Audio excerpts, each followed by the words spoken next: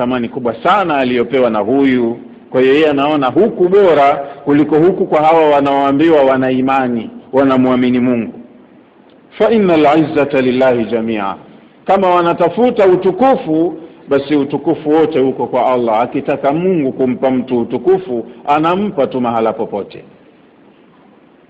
Waqad nazzala alaykum, na mmeteremshiwa nyinyi waumini, fil kitabi, kwenye hichi kitabu chenu cha mwongozo, mumeteremshiwa agizo la kwamba idha sami'tum ayati llahi yukfaru biha, endapo mtasikia aya za Mungu zinakufuriwa. Watu kwa maksudi, watu wenye akili zao wanazikufuru aya za Mungu. Wa yustahza'u biha, na mkisikia aya za Mungu zinafanyiwa shere, istihzai, na nyinyi waumini mpo, fala taqudu ma'hum, msiendelee kukaa na watu wenye kukufuru aya au kuzifanyia shere aya. Ondokeni, hata yakhudhu fi hadithin ghairihi, mpaka hao jamaa watoke kwenye mazi ya kuikufuru aya au kuifanyia shere aya, waende kwenye maongezi mengine. Angalau basi muondoke nyinyi hapo, kama hamna uwezo wa kuchukua hatua nyingine ya kinidhamu, nyinyi basi ondokeni. Kama hamkuondoka, innakum idha mithluhum, nyote mnakuwa munahesabiwa ni mfano wa hao wenye kuzikufuru aya au kuzikejeli aya. Kama wewe upo unacheka tu, haya Samueli ndo anasema hivi, wewe unacheka upo tu, amri ya Mungu ikija nyote mnakuwa mnahesabiwa mmekufuru aya, mmezifanyia shere aya kwenye kikao hicho, na wewe umo. Inna Allaha, hakika ya Allah, jami'ul munafiqina, anawakusanya wanafiki, wal kafirina, na wale makafiri, fi jahannama jamia, anawaweka kwenye jahannam wote. Ni ndugu hawa. Mnafiki huwa ni Muislamu, katamka shahada mbili, anafanya ibada zenye kuonekana, lakini imani yake kwa Mungu sio nzuri, na mara nyingi duniani hufanya maamuzi kwa kuangalia maslahi yake zaidi yako wapi. Kama maslahi yako kwenye ukafiri, basi yeye haoni shida kuutangaza ukafiri, na kama maslahi yatakuwa yako upande wa imani, yeye anakuwa anathibiti kwenye imani. La ilaha ulai wala ilaha ulai, kama aya zitakavyoeleza huko mbele. Mnafiki anakuwa ni undefined man, hatabiriki, hatafsiriki. Yeye huangalia penye maslahi yake zaidi wapi. Akiona kwa waumini kuna maslahi yake atajiunga nao, na akiona kwa makafiri kuna maslahi yake anajiunga nao. Hana msimamo mmoja unaoeleweka. Kwa hiyo ni aya nimesema kidogo zinahitaji utulivu wa akili. Kwa hiyo inshallah niazimeni kidogo akili zenu, twende kwenye mafunzo ya aya. Bismillahir Rahmanir Rahim. Bashiril munafiqina bi anna lahum adhaban alima. Neno bashir, albishara, ni neno linalotumika katika matumizi ya kheri, kwenye mambo mema mazuri.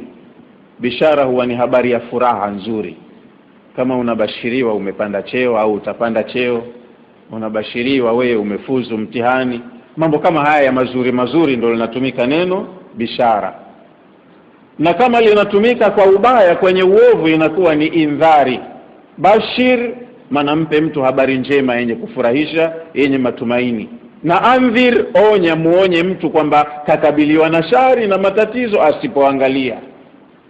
Kwa hiyo mitume wote wametumwa mubashirin wa mundhirin, na mtume wetu pia katumwa bashiran wa nadhira. Atawabashiria wale watakaoukubali ujumbe aliokuja nao kwamba wao watafanikiwa. Hiyo ndo bishara, watafanikiwa, watapata pepo ina hivi na hivi. Hiyo ndo bishara, na ndipo linapotumika neno hili.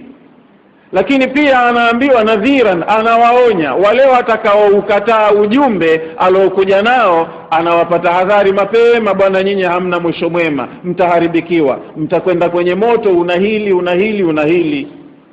Kwa hiyo kila neno linatumika mahala pake. Lakini ukiona neno bishara linatumika mahala pabaya, pa indhari, huwa Allah subhanahu wa ta'ala anatumia vile vile vionjo vya lugha. vya kufanya istihzai kama wao watu wanavyomfanyia yeye istihzai, kama vile sisi tunapofanywa istihzai unapokwenda mahabusu. Akaja afandi akauliza, mshawapa chai hawa? Wewe unahisi wamenikamata jana sijala, labda kuna chai au angalau kikombe cha kahawa, kumbe chai yao fimbo. Hiyo ndo maana yake, matumizi ya maneno. Chai ya mahabusu shehe fimbo, hina yao ni fimbo kwenye nyayo, na maneno ya upuzi ya kukuudhi tu. Kwa hiyo Allah naye amelitumia neno bashiril munafiqina, wape habari njema wale wanaonifanyia shere, wakanicheza rafu, wakayakataa mtakayo mimi kwa kung'ang'ania yale ninayoyachukia, huku wanadai wamenikubali. Waislamu waumini wabashirie, kama biashara yao wanayoifanya wanaiona nzuri, wape habari njema bi anna lahum adhaban alima, kwamba watapata adhabu yenye kuuma mno. Sasa hapa si mahala pake kutumia bishara, ila ni mahala pa indhari, ila hili neno Allah amelitumia kwa lugha ya istihzai kama ambavyo wao wanatumia lugha ya istihzai. Abara ta'ala bilafdhi bashir, Allah amezingatia uwasilishaji wa maneno yake kwa kutumia neno bashir, tahakuman bihim, kuwabeza au wanaoambiwa wanabezwa. Nafikiri tunafahamu neno kumbeza mtu ni kumfanyia sijui tashtiti au kumfanyia hiyo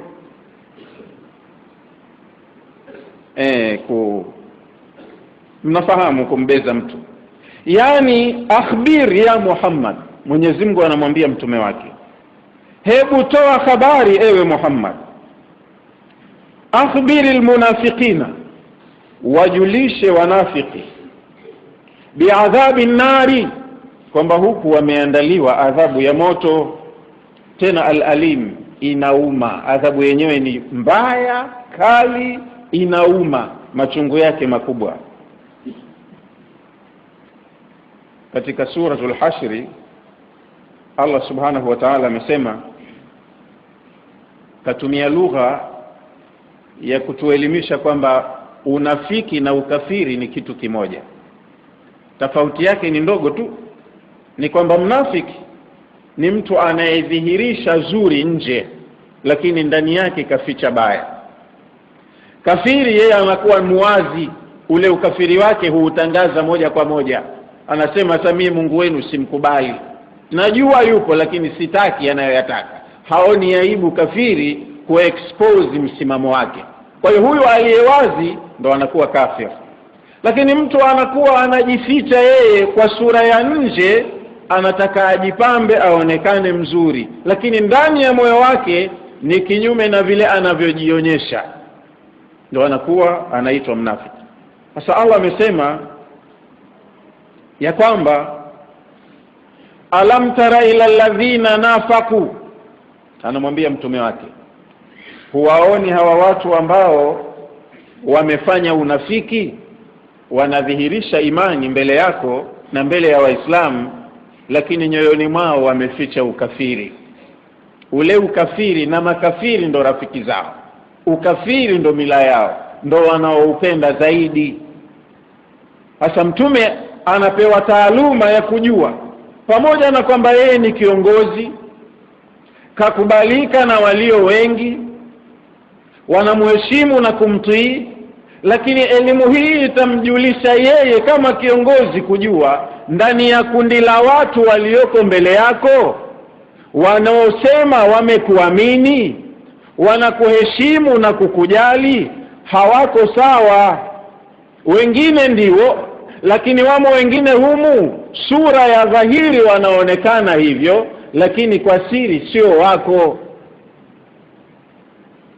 Kwa hiyo mtu anapaswa achukue tahadhari, awe muangalifu katika mikiki yetu hii inayoenda. Hata juzi kuhojiwa na watu waliomiliki dola, wametuhojiwe kuhusu nyinyi mnahatarisha vurugu, amani ya nchi. Hatujafanya sisi vurugu. Sasa mmoja akatoa maneno, akatoa methali, ndo kwanza nimemsikia yeye akasema tumefanya upelelezi kwamba vurugu kweli hamkufanya nyinyi, lakini muangalie kwenye msafara wa mamba kenge huwa wanaingia,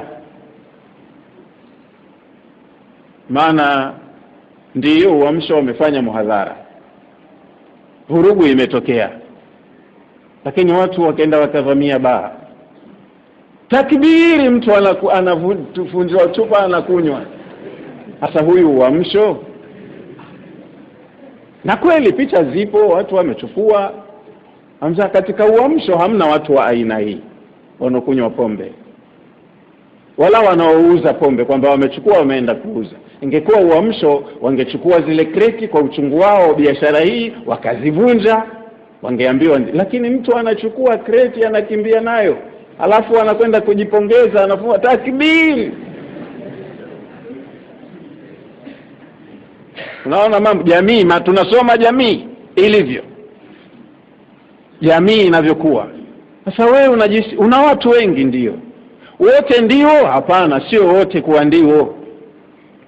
Kwa hiyo wako watu, na hasa hii tabia ya nifaq ilifanyika Madina. Mtume alifanya kazi ngumu ya kuhubiri dini Maka katika ushindani na upinzani mkali, lakini Maka kulikuwa kuna ukafiri na imani.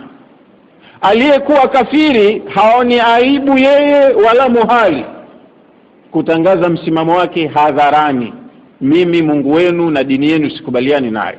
Kwa hiyo Maka walikuwa wanajijua wenyewe, na anapoamua mtu kusilimu kuukubali Uislamu hamna njia ya siri. Akiukubali Uislamu akijulikana yumo mashakani. Kwa hiyo Maka ilikuwa mtu anapoamua kusilimu kukubali Mungu ni mmoja ni jasiri kweli kweli, tena afanye maamuzi ya kiume, maana serikali haitaki hii dini mpya, na anayekubali kumfuata Mtume Muhammad kule Maka basi ilikuwa yeye kichwa chake halali ya dola.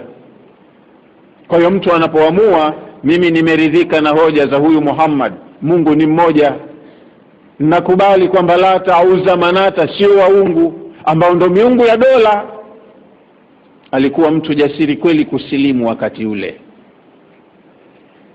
Kwa hiyo hakukuwa na unafiki Maka, kulikuwa kuna imani na kufuru tu. Aliyeamini kaamini kweli kweli, na alikuwa ni mfuasi na mtiifu sana kwa Mtume, na anayekataa kakataa kweli kweli, hakuna cha unafiki. Lakini Madina walio wengi sasa wameshamkubali Mtume na wanampenda na wako tayari kumlinda, tayari watoke wao maisha yao yeye abaki. Lakini sasa wachache ambao hawakuridhika na dini yake walikuwa wakaona balaa, sasa sisi tukimkataa hapa maisha yetu yako hatarini. Jadhba za hawa washabiki wake hawa ambao ni wengi sasa zitatunyima sisi usalama. Kwa hiyo watu wakabidi tena wafuate mkumbo, kwa sababu na sisi ndo Waarabu hapa, tukimkataa huyu jamaa hivi alivyokubalika itakuwa sisi tumo hatarini, usalama wetu, mali zetu, heshima zetu zitapotea. Kwa hiyo wao walikubali kumfuata kwa kujilinda tu, lakini ndani ya nyoyo zao hawakumkubali. Ndo ukaja huu unafiki Madina. Kwa hiyo watu walisilimu kwa sababu ndo njia pekee ya wao kupata salama, na wasingekubali kusilimu wasingekuwa salama, lakini walikuwa wanafanya underground movements ya kuweza kumdhibiti huyu Mtume. Kwa hiyo walikuwa wako tayari washirikiane na Mayahudi, washirikiane na Manasara, washirikiane na maadui wote wale wakishirikina kupambana na Mtume sallallahu alaihi wasallam. Kwa hiyo wao walisilimu, lakini walikuwa wako tayari kuona wakati wote Mtume kauawa au kashindwa kuendeleza dini hii kwa manufaa yao binafsi. Kwa hiyo someni, jamii pana ina watu wengi wa kila aina, na kila mmoja huwa ana interest yake kwenye jambo lake.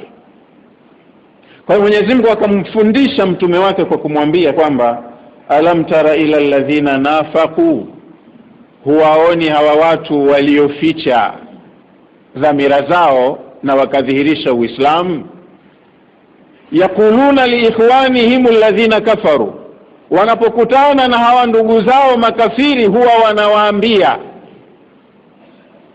la in ukhrijtum lanakhrujanna ma'akum wala nuti'u fikum ahadan abada. Yani muislamu kisha tamka shahada mbili, 5 salawati, ikiadhiniwa adhana anakwenda. Maana wakati wa mtume wewe kutokuswali kwa sala jinai ilikuwa hawezi mtu kukataa swala, atakataliwa na jamii.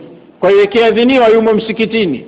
Lakini hawa yakuluna liikhwanihim alladhina kafaru min ahli alkitabi, wanawaambia ndugu zao makafiri katika watu wa kitabu ambao ni Mayahudi na Manasara wa Kristo, ndo maadui wa mtume. Wao hawakutaka kumkubali. Hasa na hao Waarabu nao wale waliomkataa mtume ndo marafiki zao, na Allah akatumia lugha ya udugu, ni ndugu zao. Wanasema na ndugu zao waliokufuru katika watu wa kitabu. Hasa Waarabu hawa na Mayahudi ambao ni maadui wa mtume, wapi na wapi? Lakini wanasema bora hawa Mayahudi kuliko huyu Muhammad. Yakuluna liikhwanihim alladhina kafaru min ahli alkitabi, Waarabu hawa wanafiki wanawaambia ndugu zao makafiri katika watu wa kitabu, wanawaambia hivi wanapokaa wenyewe faragha huko, la in ukhrijtum lanakhrujanna ma'akum. Sikilizeni jamaa, sisi tumekuja, si na nyie damdam, si mnajua tulivyokaa kwa wema hapa, tunavyoamiliana biashara zetu, dili zetu na hivi. Sasa huko huyu Muhammad na watu wake wamepanga wakutoeni nyinyi hapa katika mji wa Madina, na nyinyi ni watu muhimu sana hapa. Kwa hiyo tunasema msimamo wetu sisi, la in ukhrijtum, kama mtatolewa katika mji huu kijeshi, lanakhrujanna ma'akum, wallahi na sisi tutatoka na nyinyi. Yani wao wakitimliwa Mayahudi watafuatana nao, watoke nao waende watakakokwenda Mayahudi. Wala nuti'u fikum ahadan abada, wala hatutamtii kuhusu habari ya uadui dhidi yenu yoyote. Hata huyo Muhammad sisi hatutomsikiliza. Maana kusema ahadan, wanasema sisi hatutomsikiliza yoyote atakayekufanyeni nyinyi uadui, sisi tuko na nyinyi. Wala in kutiltum, na endapo mtapigwa vita, wakiamua kupigana na nyinyi, lanansurannakum, sisi ndo tutakao wanusuru nyinyi. Sisi hapa kwetu bwana, yule kaja kuvamia tu, wakuja tu.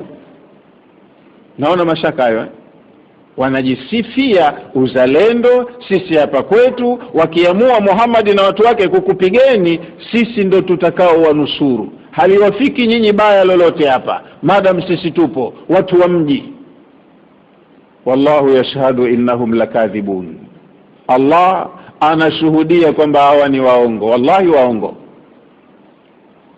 La in ukhriju, kama watatolewa Mayahudi, la yakhrujuna ma'ahum, kamwe hawatotoka nao, watabaki hapa hapa.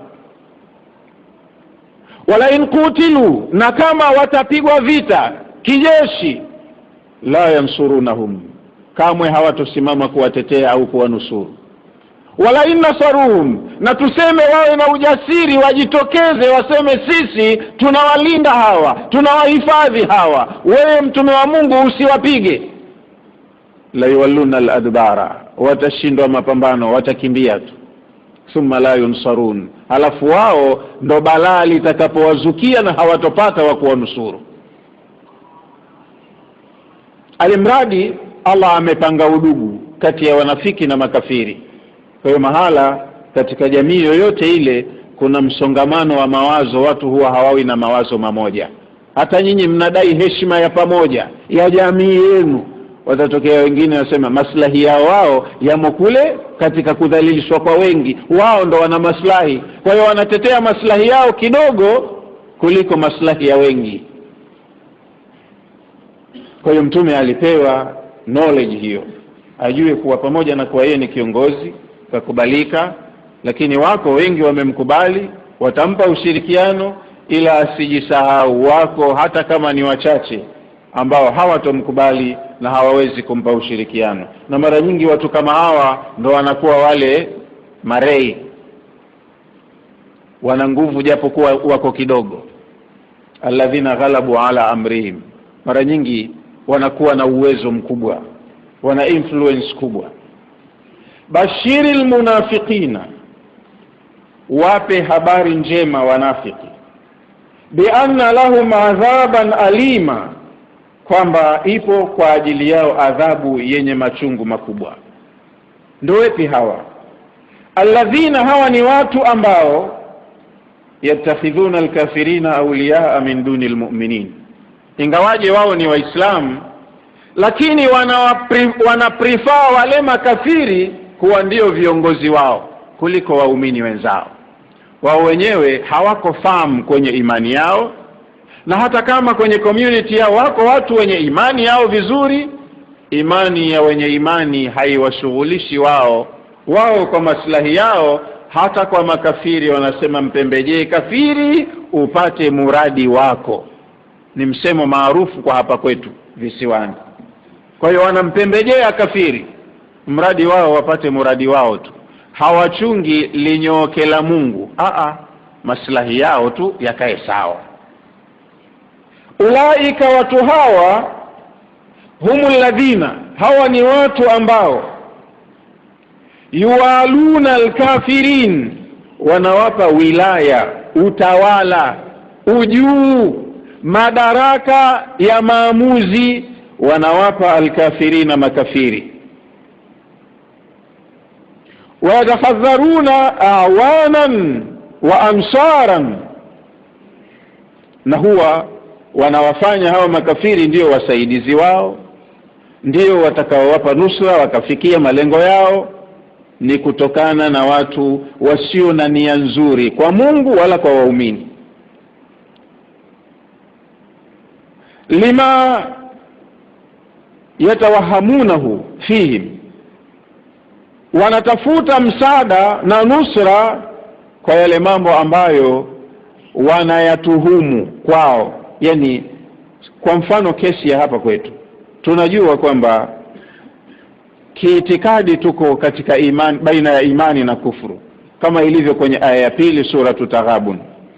Mwenyezi Mungu anasema huwa alladhi khalaqakum, Allah ndo aliyekuumbeni, nyote ni viumbe, mnapaswa tu muelewe nani muumbaji wenu na vipi mtaamiliana naye. Hili halina ubishi, nyinyi ni viumbe, mmeumbwa na yupo aliyewaumba, anapenda kuona mnamtambua na mnahusiana naye vizuri. Lakini mwenyewe muumbaji anasema faminkum kafirun, kati yenu wako ambao wananikataa, hawapendi kabisa kutengeneza uhusiano mzuri mimi na wao. Nimewaumba mwenyewe lakini wananikataa, hawashirikiani na mimi, hawaniheshimu, hawanijali. Wao wamechukua uhuru wao kamili na madaraka mikononi mwao. Wa minkum mu'minun, na kati yenu nyinyi baada ya kukuumbeni wako ambao munaniamini.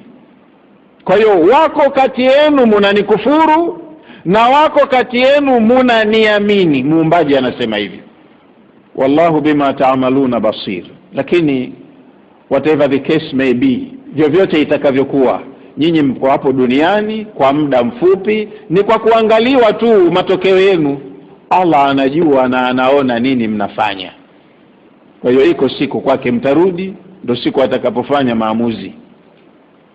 Kwa sababu sasa hivi tuko kwenye mtihani, kwenye mtihani mtu haambiwi jawabu. Iko siku ya kuja kutolewa matokeo ya mtihani, kila mmoja atajua nafasi yake. Sasa leo mtu yeye kajitia ni muumini, na madam ni muumini, anajua habari ya kuwepo kwa Mungu, malaika wake, vitabu vyake, siku ya mwisho, mitume na mambo ya qadari, anavyosema anayaelewa. Halafu inakuwaje tena wale wapinzani wa Mungu yeye akawanganganie ndio wawe marafiki zake? Ndio pana mapenzi hapa kati yake na bosi wake, Mungu wake? Hivi wewe uwe mtoto tu kwenu, unakaa kwa baba yako mzazi na bado anakugharamia. Kuna mtu ni adui wa baba yako, anamtafuta roho, wewe utafanya mapenzi na yule adui wa baba yako ambaye yuko tayari wakati wote amuue? Utakuwa mtoto gani wewe? Baba akijua atakuhesabu na wewe ni adui yake. Kwa hiyo Mungu kaumba, lakini anasema mwenyewe ninajua wako ambao watanielewa na wengine hawatanielewa. Hasa nyinyi mlionielewa, sikilizeni ninavyotaka mimi. fateni utaratibu wangu. Mtu anaukataa ule utaratibu, anakwenda kwengine kule kusikotakiwa, asema hawa bora zaidi kuliko huyo Mungu wenu na mtume wenu. Huyu anakuwa muumini? Kaamini huyu? Wanapofanya watu mambo kwa mujibu wa imani yao, yeye huwahesabu maadui, na anawahesabu maadui kwa sababu ya kusikia maagizo ya wale aliowatawalisha na kuwapa umbele, maana toka hapo ni maadui. Kwa hiyo na yeye huwa adui, hayuko pamoja na waumini.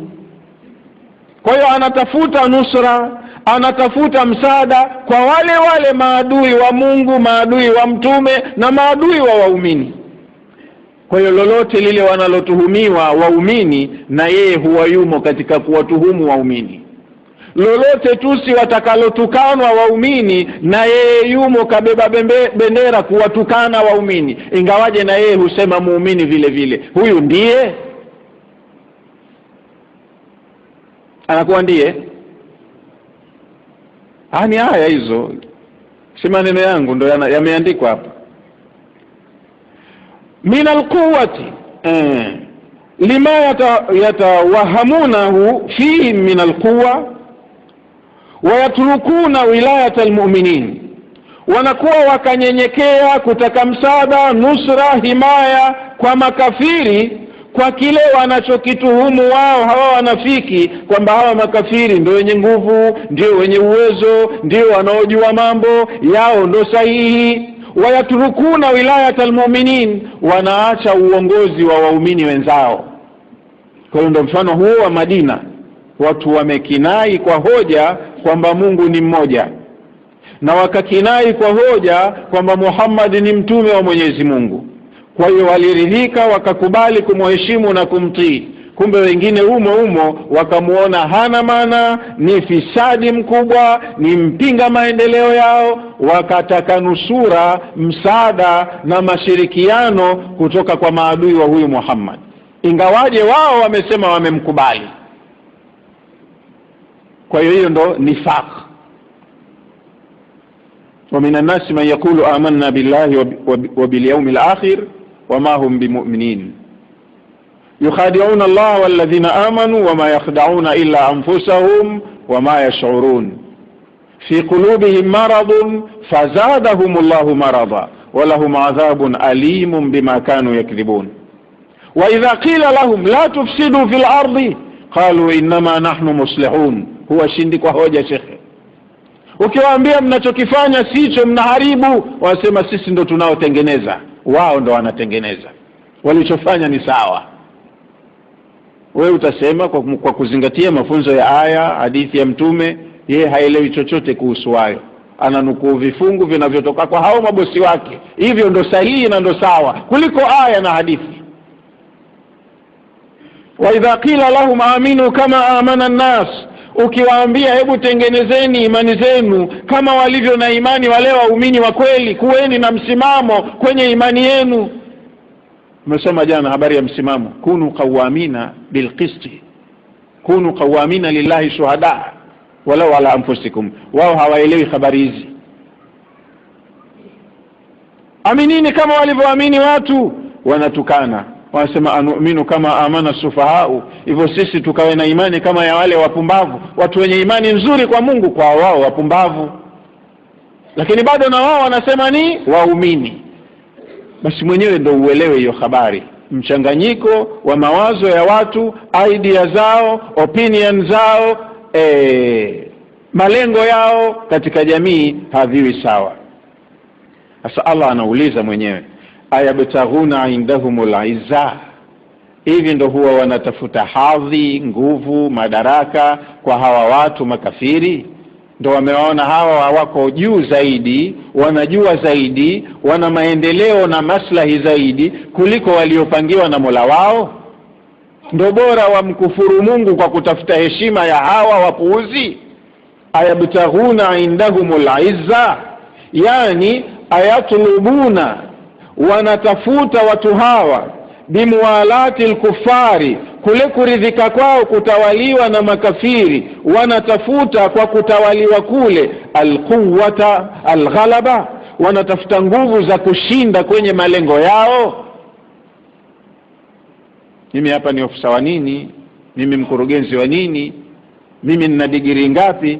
Anajua digrii kapewa na hao, cheo kapewa na hao, nafasi anayo kutokana na hao, basi tayari yeye avunje utu wake, apoteze pepo yake. Atawaabudu hawa, ndo waliomuweka alipo, ndio wanaompa riziki, ndo walomfanya awe na heshima. Atawaabudu mpaka afe, huna la kumwambia. Anatafuta izi yake, heshima yake ya duniani, humtoi hapo. Kwa hiyo wengine ndio wanasema, Mungu mimi nipe duniani ninachotaka, kama motoni na niende, lakini hapa nisharidhika mwenyewe. Kwa hiyo karidhika na nafasi yake. Usimwambie habari ya imani, kuheshimu maamuzi ya Mungu, kuwa pamoja na ndugu zako Waislamu. Hawa makafiri wako wamoja kwenye mambo yao. Hata akawa rais, waziri, kanuni ya dini yake inamwambia wewe ukishatenda kosa njoo ungame tu kwa mchungaji, atakusamehe. Akisamehewa na mchungaji yeye kisharidhika, anajiona hana dhambi yule. Je, na wewe utakwenda kusamehewa kwa mchungaji? Na wewe uelewe, ukae kidini, uwe na dini yako, usiitupe. Haya tunasoma siku zote humu. Hawa hawaelewi, wao watu wenye upungufu wa imani ya dini hawaelewi. Wanaangalia vitu vya kimaada, materialism. Kwa hiyo wao ni watu wanaoathirika na vitu tu. Habari ya imani kwao inakuwa iko mbali sana. Walistifhamu, na swali hili, swali kauliza Allah, ayabtaghuna indahumul izza, hivi wananifanyia hivi kwa kwenda kusikiliza maagizo ya wapinzani wangu, kuwa ndo wanaona kule kwa hawa wapinzani wangu ndiko wanakopata nguvu na heshima? Walistifhamu, swali hili alilouliza Allah, inkariyun, istifhamun inkariyun, ni swala la kukataa. Allah anasema hawapati heshima yoyote kwa kuwaabudu hawa, kuwasikiliza hawa. Yani maana yake, innal kuffara, hakika ya makafiri, la izzata lahum, hawana nguvu wala heshima yoyote hapa duniani. Wewe tu na upumbavu wako unadanganyika. Na aya hizi pia ziko nyingi. Mahala pengine Mwenyezi Mungu anasema, wala yaghururka takhallubu alladhina kafaru fil bilad mata'un qalilun thumma ma'wahum jahannam wa bi'sal mihad. Isikudanganye ile migeuko ya makafiri katika miji yao, hatua za maendeleo wanayofikia, mafanikio wanayopata. Wewe ukadanganyika ukasema bila shaka hata kama yuko Mungu basi yuko pamoja na hawa, mbona mambo yao super yananyooka.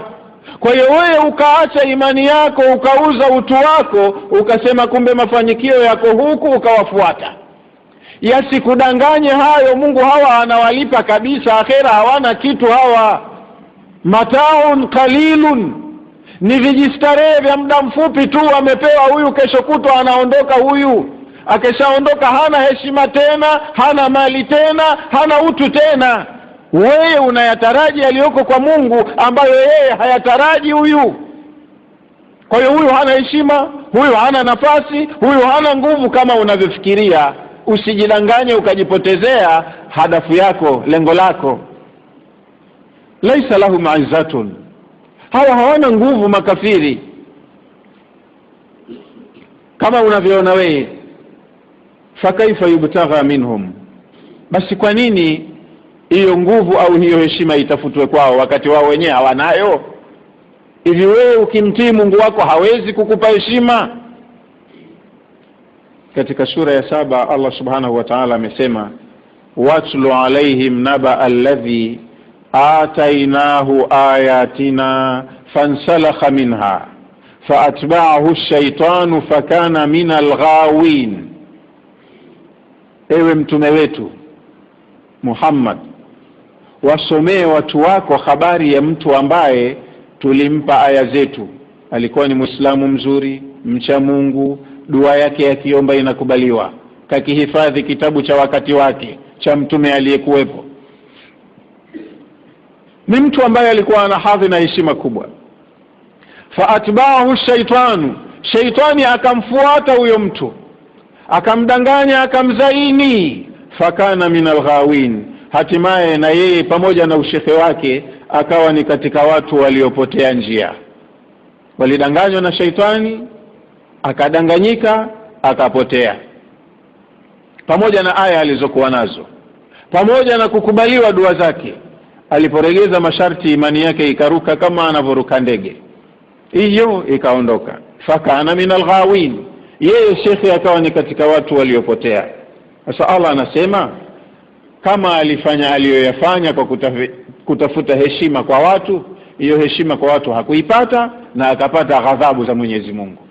Walau shi'na, kama tungetaka, yani angetaka Mungu, la rafa'nahu biha, tungemnyanyua huyu mtu daraja yake kwa zile aya zetu tu ambazo alikuwa anazo na zishamkubali. Walau shi'na, kama tungetaka, la rafa'nahu biha, tungemnyanyua daraja akapata heshima ya duniani hapa kwa hizo aya zetu. Walakinahu, lakini yeye bwana huyu, akhlada ila al-ardi, alingangania mambo ya nchi, yani maslahi ya duniani. Akhlada ila al-ardi sio kwamba ndo alingangania nchi kama sisi tunavyotaka. Sisi tunataka hiyo heshima ya nchi kwenye dini yetu, tuhifadhi mila yetu.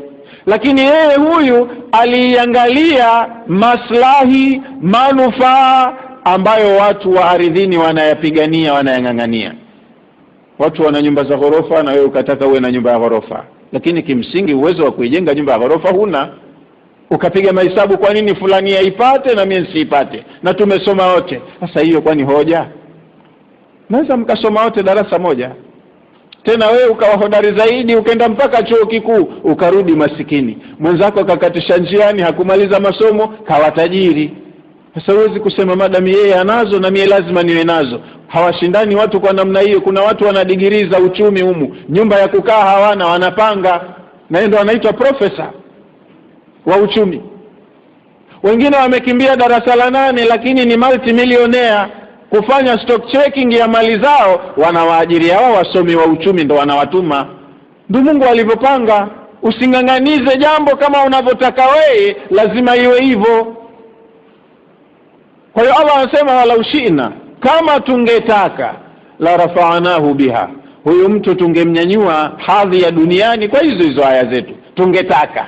Lakini suala la mashiatillah, angetaka ndo angetaka.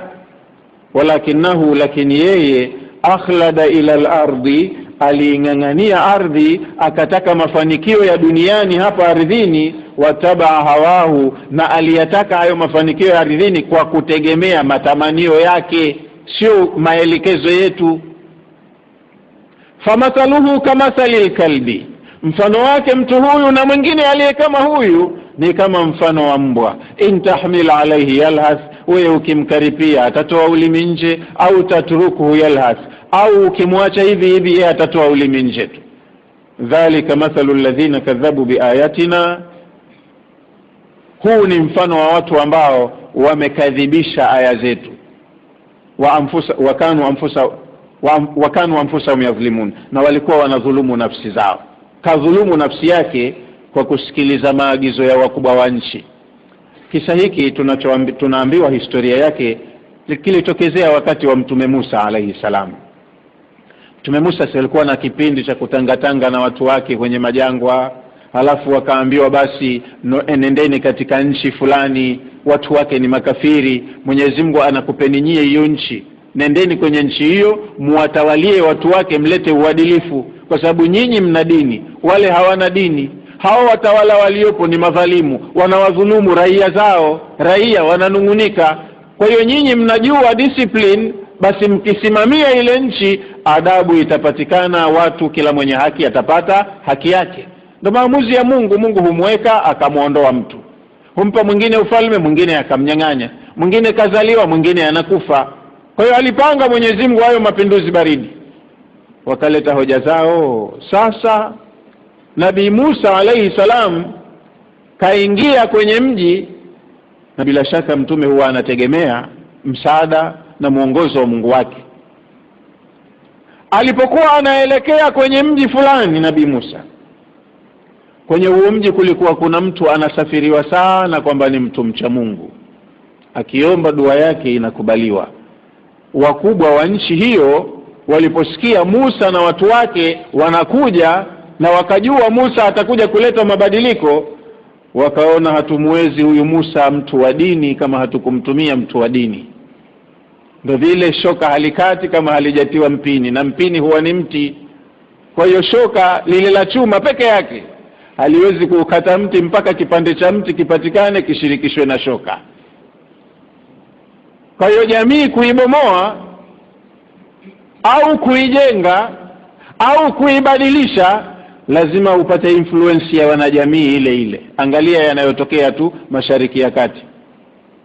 Walompiga Muammar Gaddafi, walomwangusha Saddam Hussein, wanaofanya vurugu nchi nyingine yoyote ile, kwamba ni watu wa mle wanatumiwa. Haji mgeni moja kwa moja, ila mgeni huangalia nipite wapi, nimtumie nani, akamtumia. Sasa sisi kwa mfano hapa kwetu ingekuwa sote tunaongea kauli moja, tunadai heshima yetu ambayo ni heshima yetu sote, kuna mtu angepuuza maneno tunayosema? Lakini sasa wenyewe tunayumba, wengine wanasema sisi hatutaki, wengine tunataka. Ndio hivi lali inakuwa. Jamii ndio inavyokuwa hivi. Maka ingelikuwa mtume baada ya kuja tu na watu wake kwa sababu wanampenda wangemkubali, dini ingeenea kwa urahisi tu. Lakini pale ndo alipopingwa jamii ile ile ya watu wake. Jamii ndio inavyokuwa. Kwa hiyo watu watawala wa hapo kwenye hiyo nchi wakajua yuko mtu hapa wa dini kama yeye, tumwendee. Wakamwendea huyo bwana anaitwa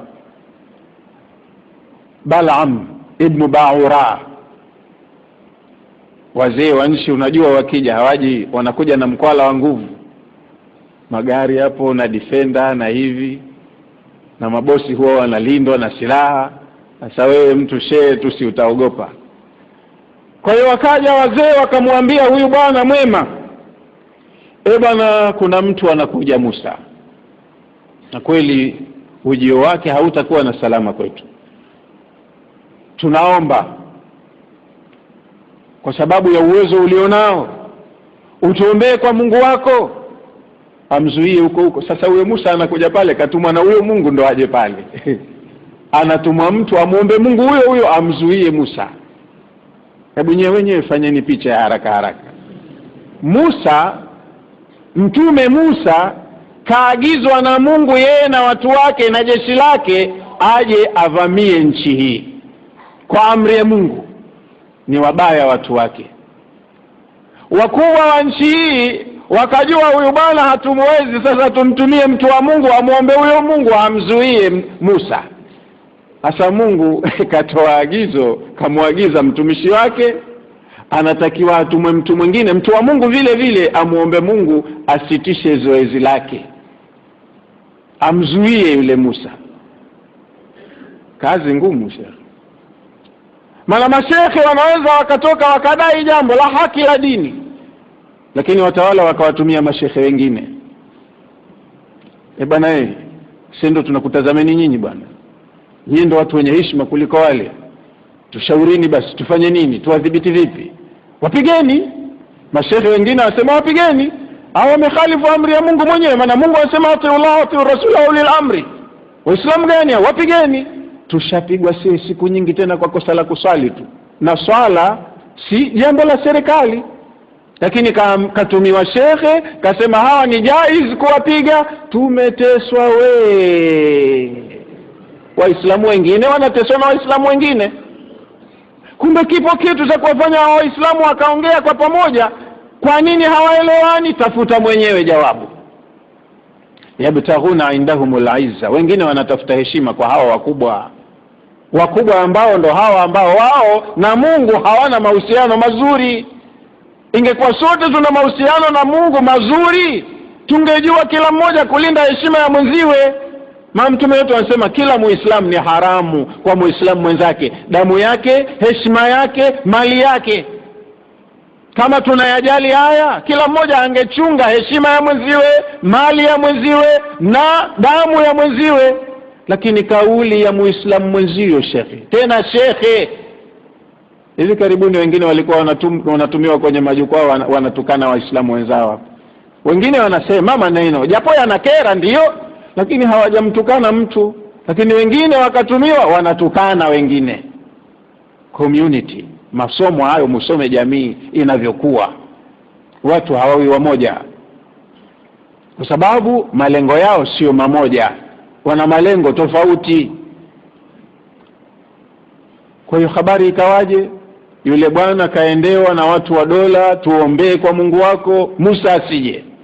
Kwanza alijikaza akasema, lakini mnajua yule mtume wa Mungu kweli hivyo, na yule hafanyi mambo ila kwa amri ya Mungu mwenyewe. Wazee wa dola wakaona ndio wanatuangusha, wakarudi nyuma kidogo, wakaenda wakajipanga vizuri, wakasema situsumbue sana bwana, sikilizeni, yule tumemwendea vibaya. Na mwendea mtu mikono mitupu bwana, tutafute chochote tumpelekee alafu tuangalie reaction. Wakajituta bwana na vino vya madhahabu na nini na mshiko kidogo, fedha taslim, mzee pamoja na yote. Lakini angalia hali, sikia sana maneno, hali itakuwa mbaya, tutaathirika sote, hebu chukua mzee. Mzee akatazama vitu, sasa havirejesheki, basi tutamuomba Mungu. Kwa hiyo shekhe akamuomba Mungu na wazee wapo wanamuangalia, lakini fimbo ya Mungu ilivyotoka, kila akitaka kusema maneno yake ya dua yanakuja kinyume. Badala ya kumwapiza Musa, anawaapiza wakubwa wa nchi. Akawaambia, jamani, samahani hiari yangu, kila nikitaka kusema ulimi wenyewe si utumimie vile ninavyotaka mia au tamki. Kwa hiyo akapata laana ya Mungu, na pengine hata hivyo vino vya dhahabu hakutumia, ndo kalaaniwa hivyo. Sasa huyu mtu katumwa na Mungu, wewe umuombe Mungu aakhirishe zoezi lake. Mnaweza nyinyi kuakhirisha zoezi la serikali ikiamua? Mbona operation ikifanyika hatuwezi kuizuia hapa? Piga Mbuyuni wanapiga tu, piga Mahonda imepigwa, amri ya serikali. Sasa wewe ukamzuie Mungu asitekeleze agizo lake yeye mwenyewe? Kwa hiyo huyu ni shekhe, mtu mwema, mcha Mungu, lakini alikosea. Na kwa Mwenyezi Mungu hakuna kukosea kwa bahati mbaya. Kwa kesi kama hii ambayo umejiandaa, kapata laana. Kwa hiyo mtume akaambiwa, faqsusil qasas la'allahum yatadhakkarun, wasimlie watu wako kisa hiki, labda kinaweza kikawafungua akili. Somo letu ni kujua taaluma ya jamii ina watu waliokuwa tofauti, wana sera tofauti, wana mitazamo tofauti, na si rahisi kuweza kuwapata watu wakawa katika uniform wote wakawa wanafanana. Kwa hiyo hawa wanauliza hivi, wanatafuta kwa hawa watu makafiri heshima, nguvu, kitu ambacho hawa hawanacho, hawana heshima wala nguvu. Fa innal izzata lillahi jamia, nguvu na heshima iko kwa Mungu tu, anayetaka kumpa ndo humpa hivi vitu. Mara nyingine humdanganya kafiri akampa, akajiona kapata, kumbe hana siku nyingi ananyang'anywa. Kuna wengine hunyang'anywa wakiwa hai, wanaanza na uraisi, wanaishia mahabusu, wanaenda kwenye mahakama ya kimataifa, jela. Wengi tu. Mubarak sasa hivi yuko jela. Yeye mtu wenyewe tena ishakuwa hamna kitu, halafu anaambiwa kafungwa kifungo cha maisha. Ni kumwambia tukaa hapa mpaka siku zako ziishe basi. Ndio jamii inavyokuwa. Watu hawana heshima, hawawezi kukupa wewe heshima, na watu hawana nguvu, hawawezi kukupa wewe nguvu. Ni Mungu ndo mpangaji wa haya. Al-izzatu lillahi wa li awliyai, nguvu hasana heshima hapa duniani ni ya Mwenyezi Mungu na ya wale watu wake, vipenzi vyake anaoamua kuwapa. Kwa hiyo hata kama kafiri akiamua ninampa, kaamua yeye kumpa, na siku atakayoamua kumnyang'anya, maamuzi anayo mwenyewe, sio watu. Kulillahumma malikal mulki, sema ewe mtume wetu, Mwenyezi Mungu ndio ule umiliki falme zote, ufalme ni wako mwenyewe. Tu'til mulka man tashau wa tanzi'ul mulka mimman tasha, huu ufalme wewe Mwenyezi Mungu huwa unampa unayemtaka, na ukiamua unamnyang'anya yoyote unayemtaka kumnyang'anya. Watuizu man tashau, hiyo aizi, unampa heshima na utukufu unayemtaka. Watudhillu man tasha, na unampa idhilali, udhalilifu, unyonge unayemtaka. Biyadika alkhairu innaka ala kulli shay'in qadir, khairi yote iko mkononi mwako Mwenyezi Mungu, na wewe ndiye muweza wa kila kitu. Tuliju al-laila fi an-nahari wa tuliju an-nahara fi al-layl, unauingiza usiku ndani ya mchana na unauingiza mchana ndani ya usiku. Wa tukhriju al-hayya min al-mayyit wa tukhriju al-mayyita min al-hayy, unakitoa kilicho hai kutokana na kilichokufa na unakitoa kilichokufa kutokana na kilicho hai. Watarzuku man tashau bighairi hisab, na wewe Allah unampa riziki unayemtaka pasi na huyo aliyepewa kutegemea. Yani aliye milionea leo, hapo alipokuwa mdogo alikuwa anajijua kuwa yeye atakuwa milionea? Aliye raisi leo, hapo alipokuwa mdogo huko anasoma analelewa kwao huko na wazee wake, alikuwa ana matumaini kwa siku moja mimi nitakuwa raisi? Kwa hiyo Allah humpa mwenyewe anayemtaka, pasi na huyo aliyepewa kutegemea kwamba kuna siku mimi katika programu yangu ya muda mrefu ya maisha nitakuwa mtu fulani. Hujategemea hayo. Kila mtu anazaliwa anakuja hana nguo, hana kiatu, takofia huna, uchi, na ukitoka tu watu wanakujua mwanamke au mwanamume kwa sababu wamekuchungulia. Leo unakuwa unajifanya wewe ndo wewe, unajua mambo, unamiliki mambo. Acha hiyo, mjue Mungu kwanza, halafu umuheshimu. Qala Ibn Kathir, amesema Sheikh Ibn Kathir, walmaqsudu min hadha tahyiji ala talabi al-izzati min jinabillahi. Makusudio hasa ya expression hii, Mwenyezi Mungu ametumia kauli ya kuwaelimisha watu wanapotaka utukufu au wanapotaka nguvu ya mamlaka au wanataka uwezo wa aina yoyote wa kimali au wa kihali. Vitu hivi hutafutwa kwa Mungu, muombeni yeye. Kwa waumini ndo wanafunzwa hivyo, lakini wengine huwa wanaviomba hivi kwa wazee wa busara, heshima gangani. Mzee ndo nimekuja na mimi nataka nimuombe Mungu. Sasa umemuomba Mungu, mbona umekuja huku kwa mzee wa busara? Nataka nimuombe Mungu na mimi nigombanie. Kwa hiyo ndo unajua tena mambo yalivyokaa vibaya, wanaogombania wengi, ndo nimekuja, wewe mzee ndo unayaweza. Sasa huyu ndo anayaweza. Hapo ushakosea kwanza, ushaenda mchomo. Umemuomba sie, hana uwezo hata huyu wa kukupatia. Lakini ndo yale maneno ya Mungu anasema, yushaqiqir rasula min ba'di ma tabayyana lahu al-huda wa yattabi' ghayra sabili al-mu'minin nuwallihi ma tawalla wa nuslihi jahannam. Inawezekana mtu kaoa, kakaa miaka 6, 7, 8 mpaka 10 hajapata mtoto. Uwezo wanao, wataalamu wote wa masala ya uzazi kisha waendea. Anasema la, pesa nyingi nimetumia sijafanya